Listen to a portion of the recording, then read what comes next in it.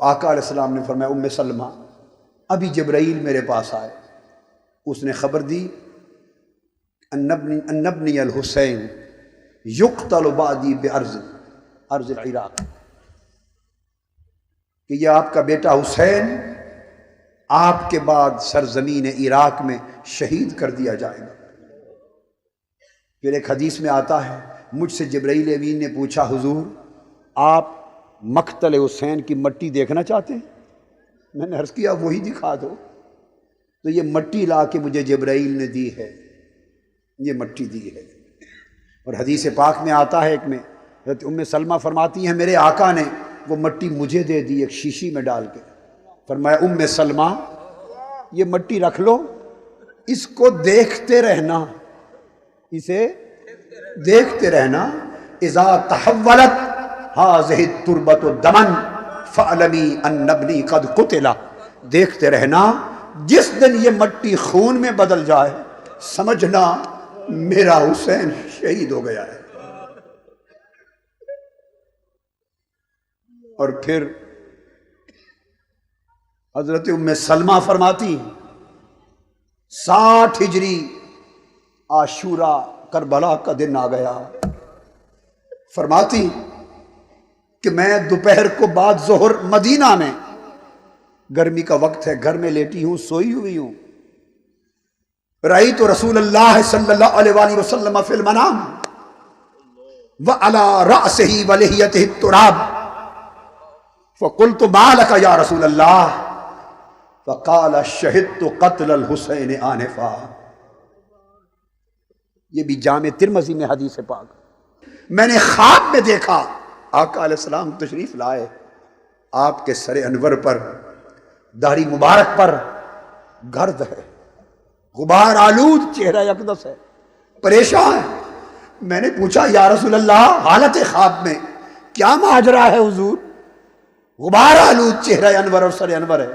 فرمایا ام سلمہ میں ابھی مقتل حسین سے آ رہا ہوں، میرا حسین شہید ہو گیا ہے۔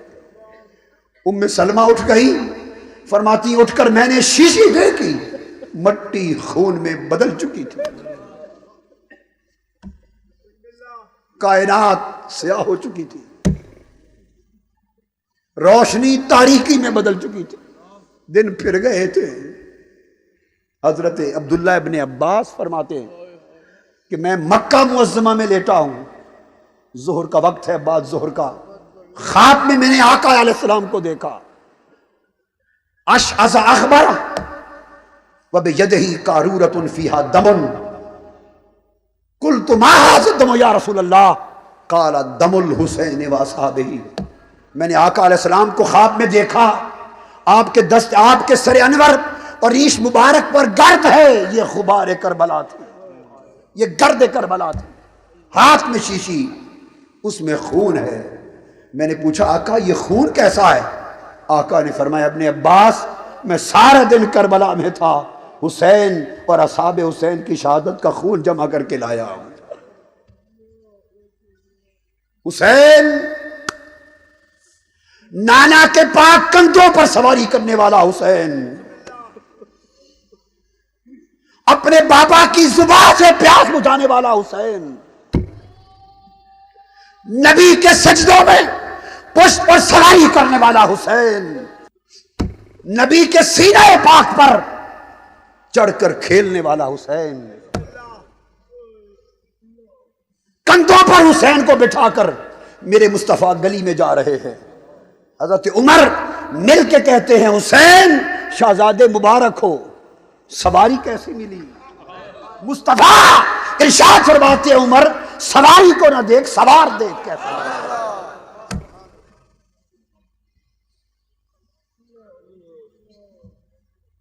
کربلا کے دن کے لیے یہ تیاری کروائی جا رہی تھی۔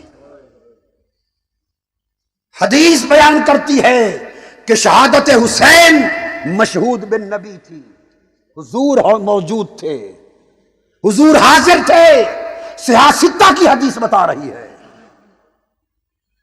وہ خون بھی جمع کر رہے تھے اور وہ حسین کو تسلی بھی دے رہے تھے، آواز دے رہے تھے بیٹا حسین آج میرے کندھوں کی سواری کی لاج رکھ لینا حسین، میری زبان چوسنے کی لاج رکھ لینا۔ بابا علی فرما رہے تھے حسین میرے خون کی لاج رکھ لینا۔ فاطمہ الزہرا فرما رہی تھی حسین میرے دودھ کی لاج رکھ لینا، کئی قدم ڈگمگا نہ جائے۔ حسین خیمہ زن ہے کربلا میں، گلشن رسالت کے پھول اندر ہیں، شہزادیاں اندر ہیں، پاک بیبیاں اندر ہیں، اس فاطمہ کی بیٹیاں اندر ہیں جس کے لیے محشر کا دن نگاہیں جھکانے کا اعلان آئے گا۔ بدبخت یزیدیو، تم پہچان نہیں رہے کہ کن کی بیٹیاں ہیں۔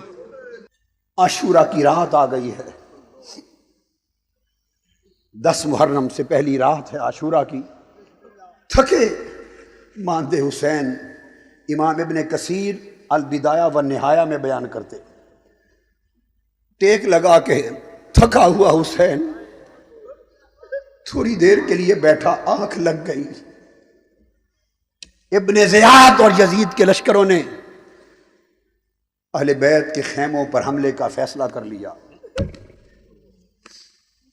بدبخت لشکری خیمہ ہائے اہل بیت کی طرف بڑے، ایک شور ہوا۔ فاطمہ الزہرا کی شہزادی سیدہ زینب باہر آئی، دیکھا شور کیسا ہے، رات کا اندھیرا ہے، شب عاشور ہے۔ دیکھا کہ یزیدی اور زیادی لشکر آ رہا ہے، دوڑ کر گئی، بھائی حسین اٹھ جائیے، دشمنوں نے حملے کی تیاری کر لی ہے۔ امام عالی مقام اٹھ کے فرماتے ہیں بہن زینب ہم نے بھی تیاری کر لی ہے۔ پوچھتی ہیں بھائی حسین آپ نے کون سی تیاری کر لی؟ فرمایا بہن زینب ابھی نانا بابا جان آئے تھے، آقا علیہ السلام آئے تھے، ابھی خواب میں آگ لگی اور فرما رہے تھے بیٹا حسین ہم انتظار کر رہے ہیں تیرے استقبال کا۔ ادھر بھی تیاری ہو رہی ہے، استقبال کی تیاری ہو رہی ہے۔ حسین تلوار لے کر اٹھے، لشکر پیچھے چلا گیا۔ صبح میدان جنگ لگ چکا ہے، حسین نے اپنے بابا کا عمامہ پہنا ہے، ہاتھ میں تلوار ہے بابا کی، تاجدار کائنات کی۔ شہزادہ حسین، مصطفیٰ کے کندھوں پہ سواری کرنے والا حسین کھڑا ہے، منصوبہ بندی سوچ رہا ہے۔ گرد میں ایک گھوڑے پر سوار آ کے سامنے کھڑا ہوتا اور آ کے پوچھتا ہے حسین کیا میری معافی ہو سکتی؟ میرے آقا حسین نے پوچھا تو کون ہے؟ اس نے کہا وہی ہوں جو آپ کو یہاں لے آیا اس مردار دنیا کی خاطر، وہی ہوں۔ کیا اب بھی میری معافی ہو سکتی؟ آپ نے فرمایا نام تو بتا تو کون ہے؟ اس نے کہا آپ کا مجرم ہوں، مجھے حر کہتے۔ فرمایا میں نانا سے کہوں گا تو دنیا میں بھی آزاد اور آخرت میں بھی آزاد کر دیا جائے گا، نیچے آ جا۔ اس نے توبہ کر لی، فرمایا نیچے آ جا، اور نے جواب دیا حسین زندہ نیچے نہیں آؤں گا، اب لاش میری آپ کے قدموں میں آئے گی۔ اور حسین کا یہ حر شہید ہو گیا۔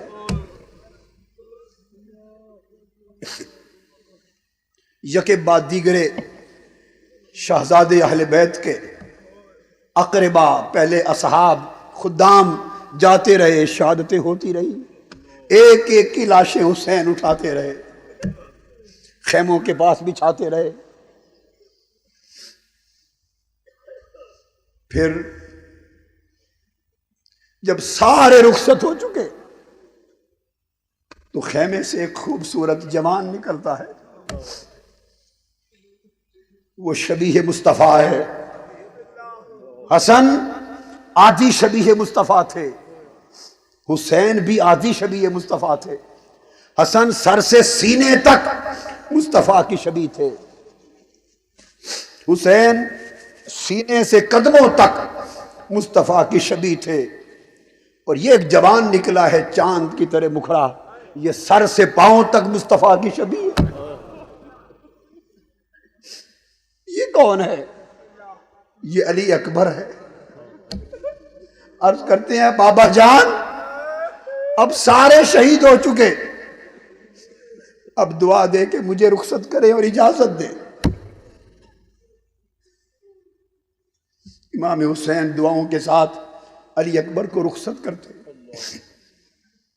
اور خود آگے بڑھ کے دیکھنا چاہتے ہیں کہ میرا بیٹا علی اکبر کتنی جواں مردی کے ساتھ یزیدی لشکر پر حملہ کرتا ہے اور کس شجاعت کا مظاہرہ کرتا ہے، مگر یکایک علی اکبر گرد میں گم ہو جاتا ہے۔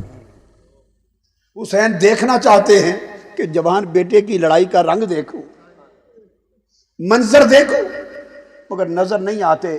بس اتنا پتا چلتا ہے کہ جس طرف یزیدی لشکر بھیڑ بکریوں کی طرح بھاگتا نظر آئے، حسین سمجھتا ہے کہ علی اکبر اسی سمت ان کے پیچھے جا رہا ہے۔ یہ منظر دیکھتے رہے، اچانک تھوڑی دیر گزری کہ گھوڑا دوڑا کہ علی اکبر واپس آیا۔ پوچھا بیٹا علی اکبر واپس کیوں آ گئے ہو؟ عرض کہ ابا جان پیاس بہت لگی ہے، اگر تھوڑا سا پانی مل جائے تو تازہ دم ہو کر ان بدبختوں کو پھر میں جا کے سبق دکھاؤں۔ میرے حسین نے، میرے آقا حسین نے علی اکبر کو سینے سے لگا لیا، فرمایا بیٹا پانی تو نہیں ہے، منہ کھول۔ علی اکبر نے منہ کھولا، حسین نے اپنی سوکھی ہوئی زبان علی اکبر کے منہ میں ڈال دی، فرمایا بیٹا علی اکبر اسی کو چوس لے، اسی کو چوس لے۔ میرے بابا بھی اسی طرح اپنی زبان مجھ کو چوساتے تھے، میں بھی بابا کی زبان، نانا کی زبان اسی طرح چوستا تھا۔ شاید اس لیے چوساتے تھے کہ آج کے دن آپ کو زبان چوسانی تھی، اسی کا رس منہ میں گھول لے۔ علی اکبر کو پھر تازہ ہمت مل گئی، میدان میں گئے۔ کچھ لمحے گزرے تو آواز بلند ہوئی، یا ابدا، ابا جان۔ سیدہ زینب کہتی ہیں بھائی حسین، علی اکبر کی آواز ہے۔ حسین دوڑ کے پہنچتے ہیں، وہ زمین پر ہیں، نیزہ ان کے سینے میں پیوست ہو چکا ہے۔ حسین نے علی اکبر کو گود میں لے لیا، پوچھا بیٹا زیادہ تکلیف ہے؟ عرض کہ ابا جان یہ سینے کا پھل نکال لیں تو میں پھر لڑوں گا۔ حسین نے پھل سے نیزے کا نکالا، خون کا فوارہ نکلا، روح قفس انصری سے پرواز ہو گئی۔ علی اکبر جنت المالا میں جا پہنچے، ماوا میں جا پہنچے۔ علی اکبر کی لاش اٹھا کر حسین واپس آئے۔ ابن عساکر بیان کرتے ہیں کہ جب امام حسین کربلا میں پہنچے اور علی اکبر کو لینے گئے تھے، عمر 56 برس 5 ماہ اور کچھ دن تھی، 56.5 برس عمر مبارک تھی، سر اور داڑھی کا ایک بال بھی سفید نہ تھا۔ جب علی اکبر کی لاش کو اٹھا کر خیمے میں پہنچے تو حضرت سکینہ کہتی ہے پھوپھو جان سیدہ زینب کو بابا بوڑھے ہو گئے، بابا بوڑھے ہو گئے۔ جوان قاسم روانہ ہوتے، حسن کا پیکر ہے، کڑیل جوان، ان کا وقت شہادت آتا ہے۔ حسین نے حضرت قاسم بن حسن کی لاش بھی اٹھائی، اور اتنے امام ابن کثیر بیان کرتے ہیں اتنے بڑے کڑیل جوان ہیں کہ حسین نڈھال جسم سے جب حضرت قاسم کو اٹھا کے لا رہے تھے تو ان کے پاؤں زمین پر گھسیٹتے آ رہے تھے، لا کر علی اکبر کے ساتھ بچھا دیا۔ اندر خیموں میں گئے، سب کو سلام کیا، نصیحت کی، تلقین کی۔ بہن سیدہ زینب کو کہا اب لٹا پٹا قافلہ دھیان سے لے جانا اور میری کامیابی کی دعا کر دے میری بہن۔ وہ باہر آئی، حسین گھوڑے پہ سوار ہو گئے۔ سیدہ زینب اب حسین کو رکاب میں پاؤں رکھوانے والا بھی کوئی نہیں بچا تھا۔ بہن سیدہ زینب نے رکاب میں پاؤں رکھوائے، دعائیں دی۔ امام عالی مقام نے گھوڑے کی لگام کھینچی کہ آگے چلے، گھوڑا نہیں چلتا، پھر لگام کھینچی زور سے کہ آگے چل، گھوڑا سر نیچے کرتا ہے، آگے نہیں چلتا۔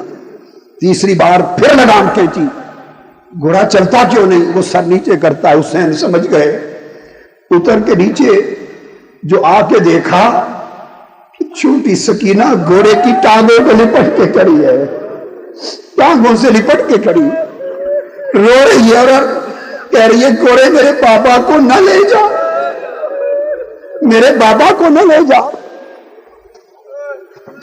مجھے بابا رات کو اپنے سینے پہ لٹا کے سلاتے ہیں،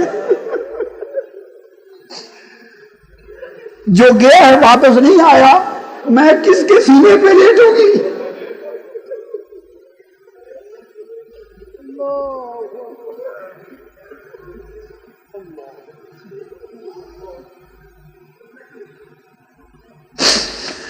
میں کس کے سینے پہ لیٹوں گی؟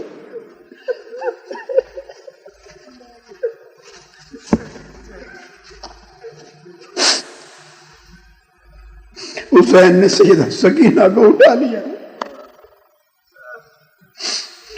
فرمایا بیٹا بس جتنے دن سینے پہ لیٹنے تھے وہ بیت چکے،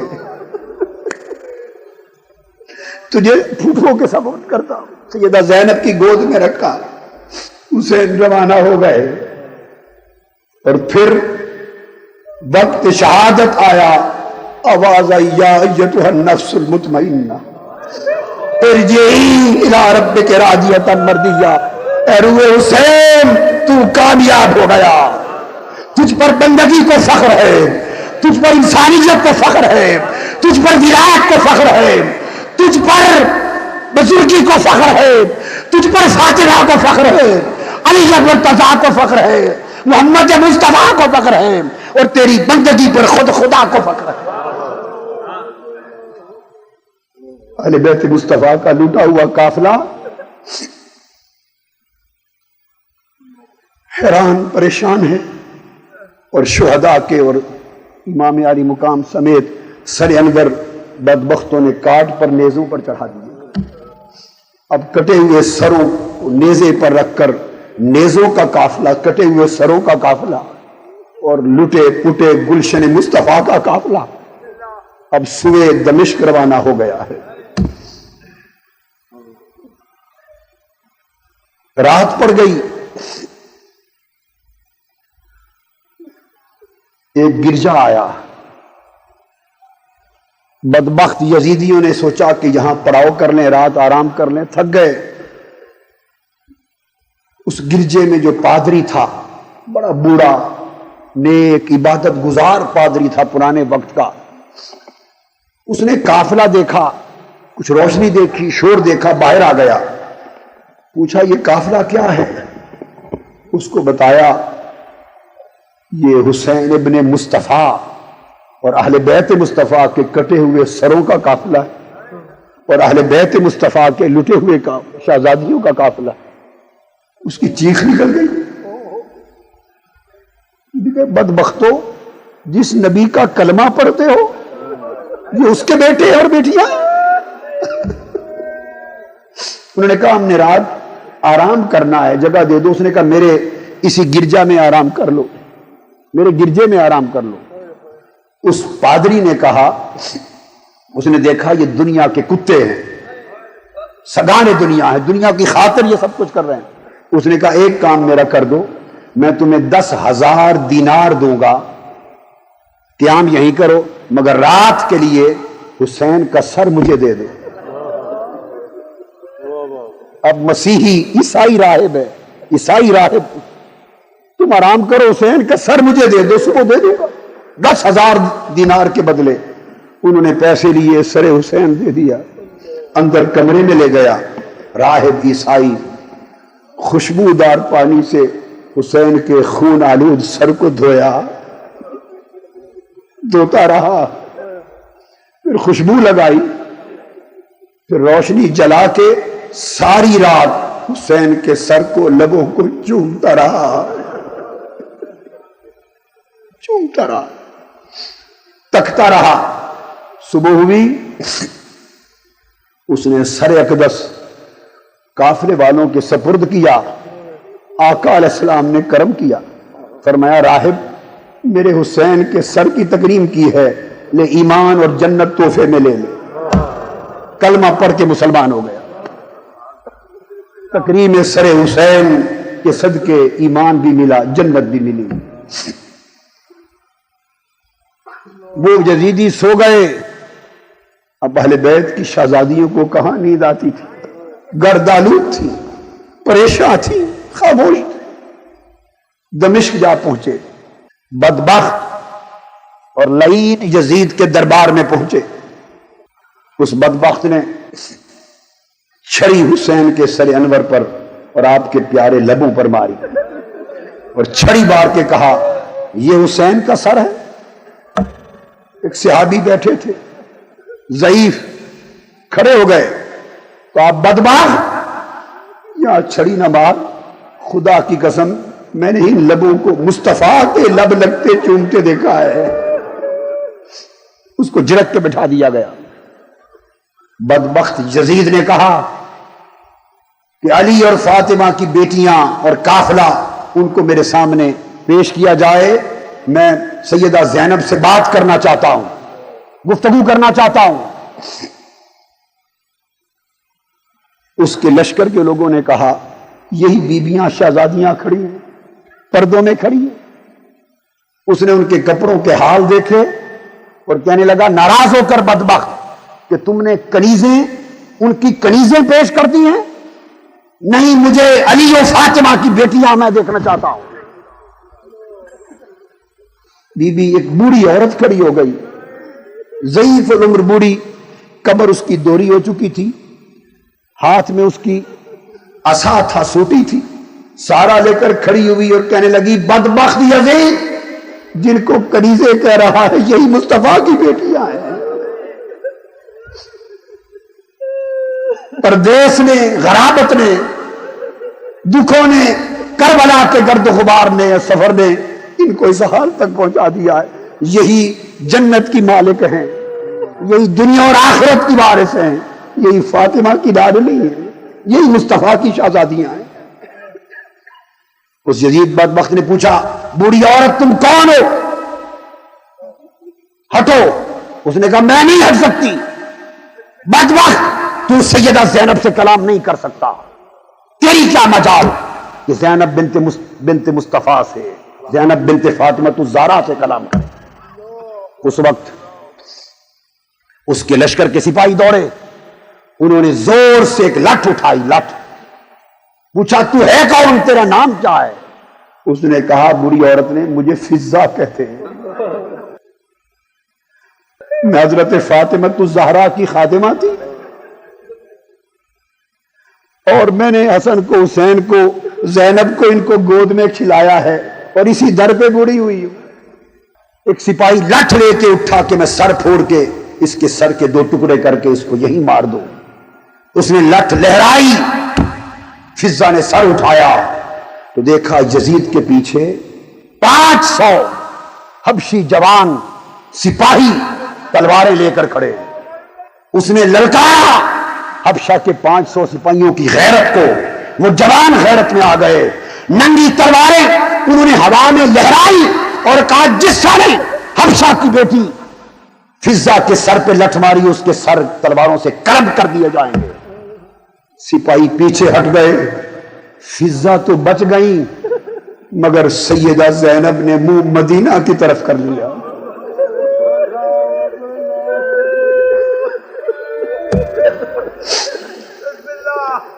حضرت فضہ تو بچ گئی، مگر سیدہ زینب یہ منظر دیکھ کر روح مدینہ ہو گئی اور عرض کرنے لگی نانا جان، حبشہ والوں کی بیٹی کے لیے 500 سپاہیوں کی تلواریں میدان میں لہر گئی ہیں، آج آپ کی بیٹیوں کے لیے کوئی تلوار میدان میں لہرنے والی نہیں۔ لٹا پٹا قافلہ مدینہ پہنچ گیا۔ اہل مدینہ میں جن کو خبر نہ تھی کہ کربلا میں کیا ہو چکا ہے، باہر استقبال کے لیے آئے، آگے بڑھے مگر حسین نظر نہیں آتا، علی اکبر، علی اصغر، قاسم نظر نہیں آتے، بیویاں ہیں۔ پوچھا بیمار امام زین العابدین سے بابا کہاں ہے؟ امام زین العابدین نے پھوپھو کی طرف دیکھا، سیدہ زینب۔ تو اس کے بعد کیا بتا سکتا ہوں، کیا بتا سکتا ہوں کہ مدینے پہ کیا بیتی اور مدینے والی سرکار پہ کیا بیتی، گنبد خضرا پہ کیا بیتی اور قبر فاطمہ الزہرا پہ کیا بیتی۔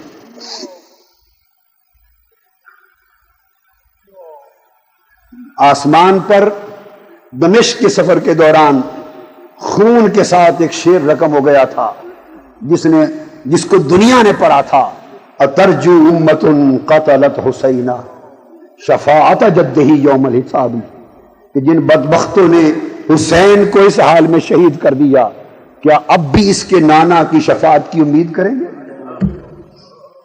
قیامت حسین اور حسین کے نانا کی ہے، جنت اور آخرت حسین اور حسین کے نانا کی ہے۔ لوگوں، حسین سے، اہل بیت محمد صلی اللہ علیہ وآلہ وسلم سے محبت کرو، ان کی محبت کے چراغ سینوں میں جلاؤ۔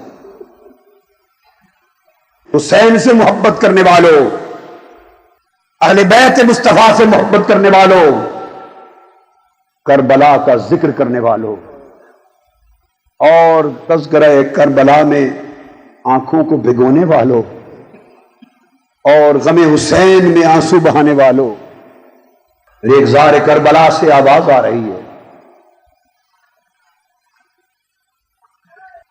مزار عباس سے آواز آ رہی ہے۔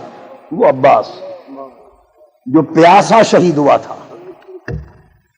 ابھی کیا کیا بتاؤں، وہ کربلا کے ریگزار میں عباس علمدار پیاسے شہید ہوئے، جہاں پانی کی بوند نہ تھی، شہید ہوئے، قبر بنی، رب کائنات نے ان کے سر کے قریب خشک ریگزار کربلا سے پانی کا چشمہ کھول دیا۔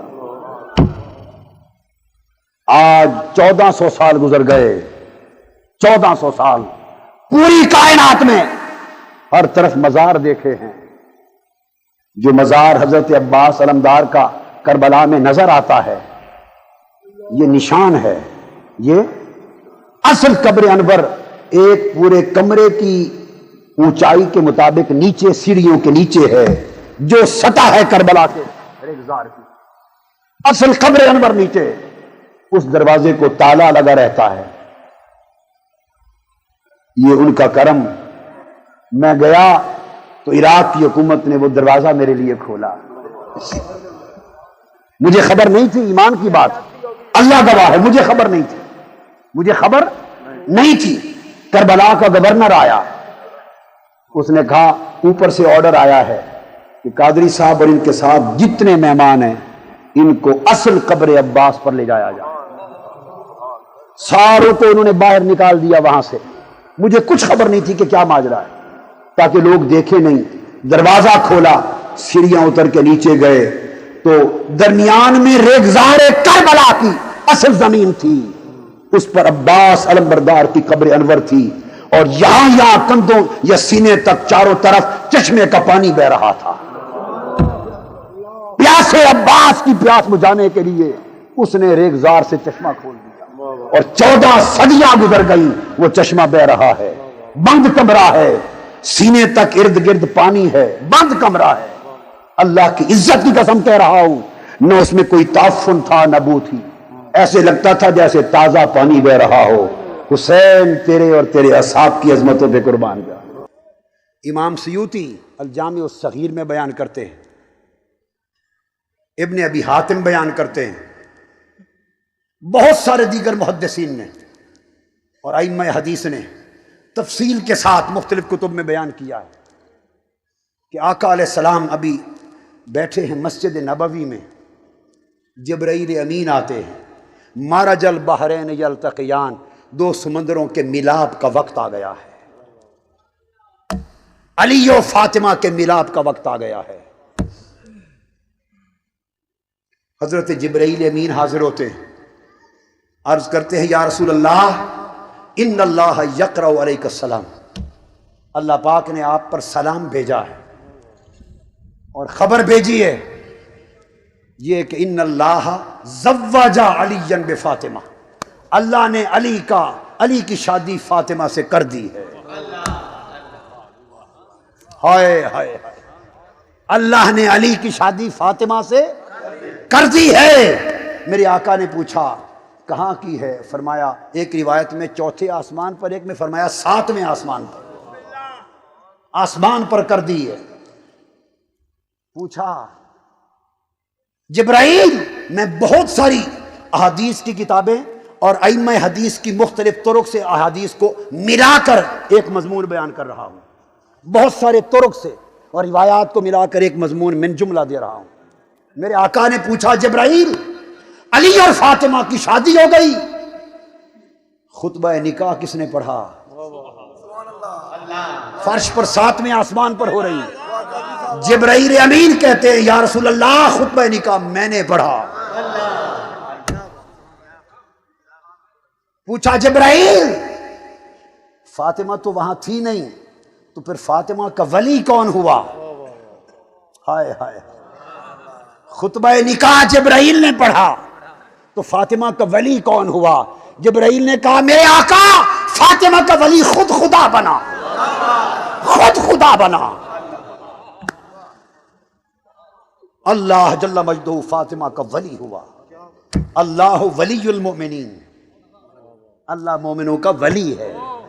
میں قرآن سے سند دے رہا ہوں، اللہ مومنوں کا ولی ہے، تو فاطمہ کی تزویج میں ولی خدا ہوا۔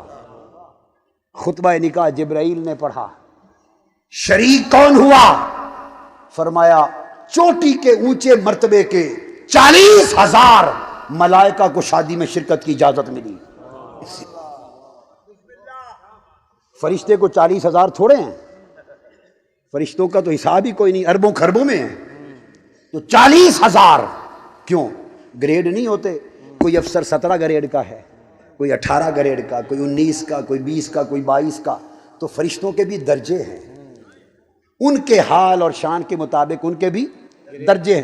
تو سب سے اونچے رتبے کے جو ملائکہ ہوں گے ان کو کارڈ ملے، اجازت نامہ ملا کہ علی اور فاطمہ کی نگاہ میں آ جاؤ، 40,000 ملائکہ آئے، اور نکاح جو ہوا تزویج فاطمہ، تو حکم کیا ملا؟ فرمایا جنت حکم ملا کہ جنت تو سج دھج کر لے، جنت سجا دی گئی، حوریں سج گئیں، جنت کے درختوں کو حکم ہوا کہ پھلوں سے لد جاؤ،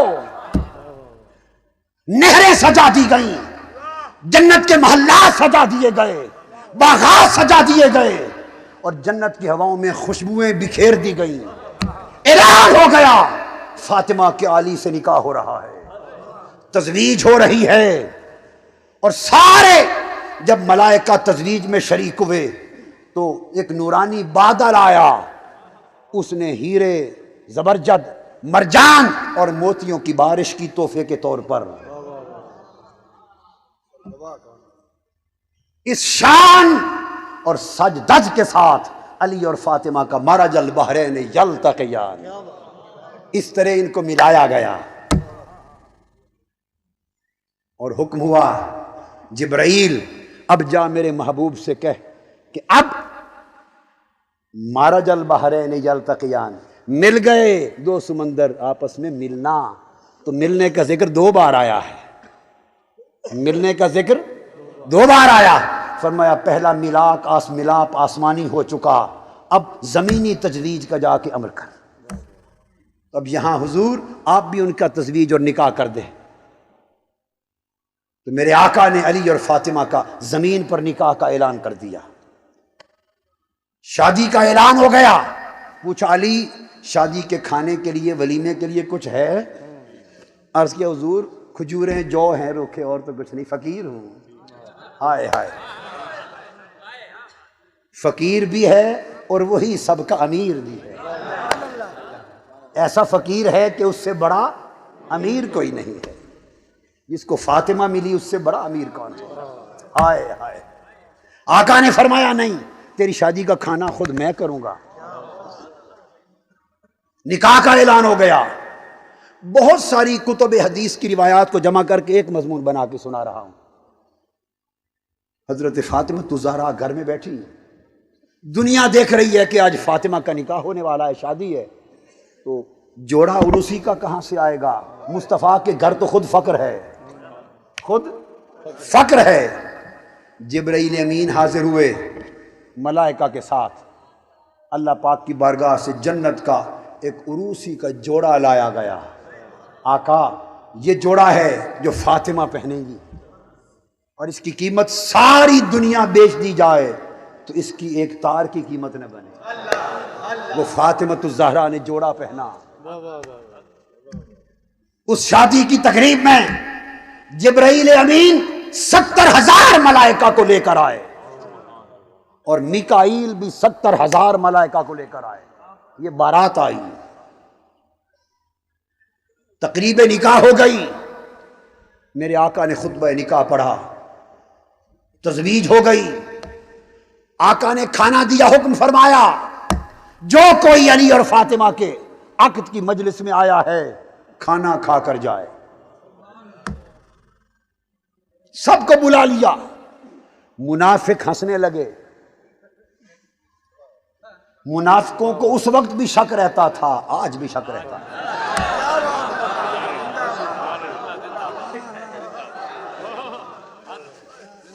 منافق ہنسنے لگے۔ انہوں نے ایک دوسرے کے کان میں سرگوشیاں کی، اور پتہ کیا کہا؟ کہا کہ کھانا کل جو محمد صلی اللہ علیہ وآلہ وسلم نے پکایا ہے مشکل سے 10 آدمیوں کو بھی پورا نہیں آئے گا، اور بلا سارا مدینہ لیا ہے، بلا سارا مدینہ لیا ہے، اور کھانا 10 آدمیوں کے برابر بھی ضرورت کا نہیں۔ میرے آقا کو بات پہنچ گئی۔ حضور نے فرمایا حمزہ اور عباس دونوں چچا بلا لیے، فرمایا علی اور فاطمہ کی شادی کا کھانا ہے، کھڑے ہو جاؤ، اور بآواز بلند سنایا تاکہ منافق سنے۔ فرمایا کھانا لگا دو، اور 10 آدمی گن کے ایک ایک باری بھیجتے چلے جاؤ کھلانے کے لیے۔ انہوں نے کہا تھا نا 10 آدمیوں کو پورا نہیں آئے گا، فرمایا 10 کی ٹولیاں بھیجتے جاؤ۔ بس پھر حضرت حمزہ اور حضرت عباس 10 کی ٹولیاں بھیجتے گئے۔ کتب حدیث میں آتا ہے 10 کی ٹولیاں کھاتے گئے، 3 دن اور 3 رات کھانا چلتا رہا۔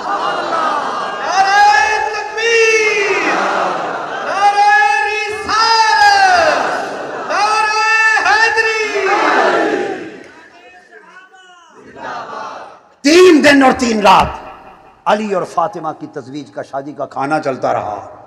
جب سارے کھا چکے، سارے، تو میرے آقا نے فرمایا اب مدینے کے گرد و نواح میں کھانا لے جاؤ، جو مساکین، غریب، یتیم، بوڑھے، بیمار نہیں آ سکے لوگوں کے گھروں میں تقسیم کر دو۔ تو میرے علی اور فاطمہ کا کھانا گھر گھر پہنچایا گیا۔ اور جب رخصتی ہو گئی اس رات جبرائیل امین 70,000 فرشتوں کے ساتھ، اور میکائیل 70,000، 1,40,000 فرشتے علی اور فاطمہ کے گھر کے ارد گرد محو طواف رہے۔ یہ تو فاطمہ الزہرا کی یہاں کی شان ہے، اور قیامت کے دن کی شان دیکھو۔ حدیث پاک میں آتا ہے کہ قیامت کا دن ہوگا، عرش الہی سے ایک ندا آئے گی،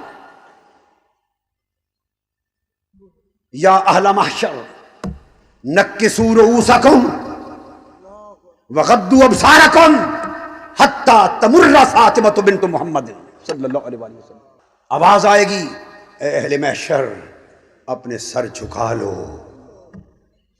نگاہیں نیچی کر لو، فاطمہ بنت محمد تشریف لا رہی ہے کوئی ذات، خدا کی عدالت ہوگی، ہر کوئی نفسا نفسی کے عالم میں بارگاہ خدا میں حاضر ہوگا، وہاں کسی کے لیے پردہ کروانا، ہائے ہائے ہائے، یہ بحر عصمت و طہارت ہے۔ حکم ہوگا کہ نگاہیں جھکا لو، فاطمہ بنت مصطفیٰ آ رہی ہے۔ اس شان سے سیدہ کائنات گزریں گی، حسین کی اماں گزریں گی، اور حدیث میں ہے 70,000 حوریں حضرت فاطمہ الزہرا کے ارد گرد جرمٹ بنائے ہوئے ہوں گی، نگاہیں نیچی ہوں گی، مگر 70,000 حوریں خادمہ بن کے چلیں گی کہ پھر بھی کوئی فاطمہ کو پہچان نہ لے۔ یہ شہنشاہی ہے، اور آقا کی وہ محبوب بیٹی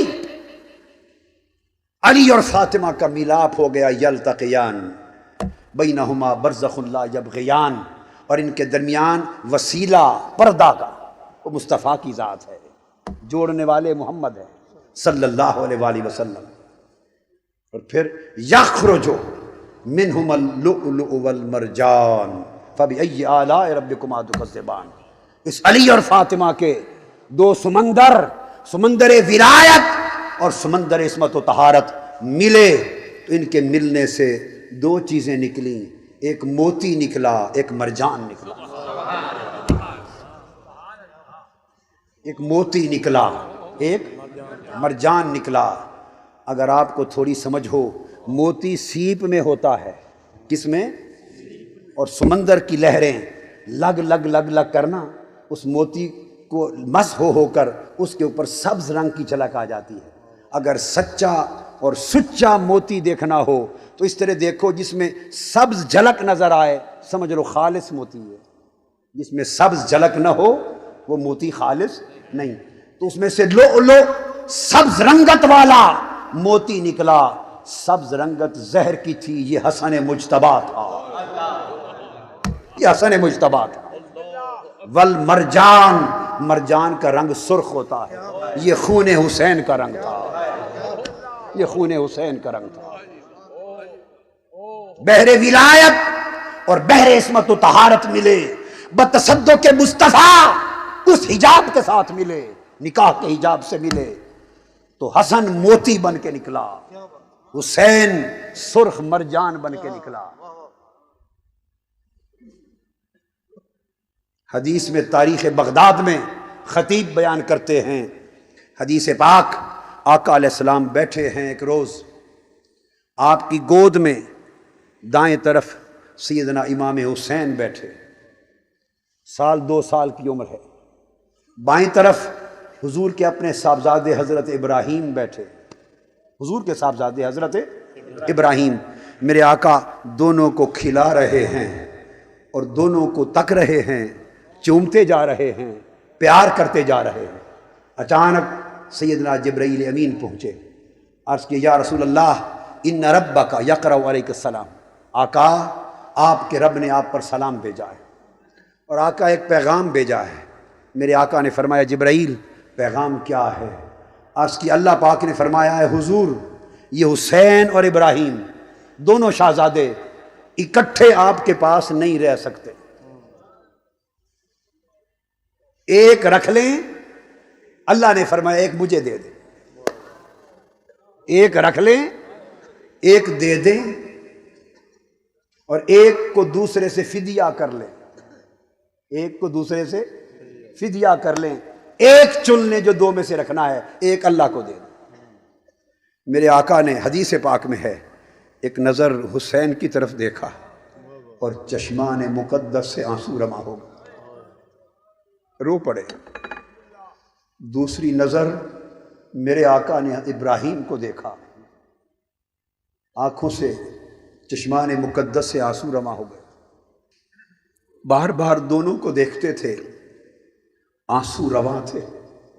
جبرائیل امین منتظر کھڑے ہیں حکم کے، فیصلہ کیا ہوتا ہے؟ میرے آقا نے فرمایا جبرائیل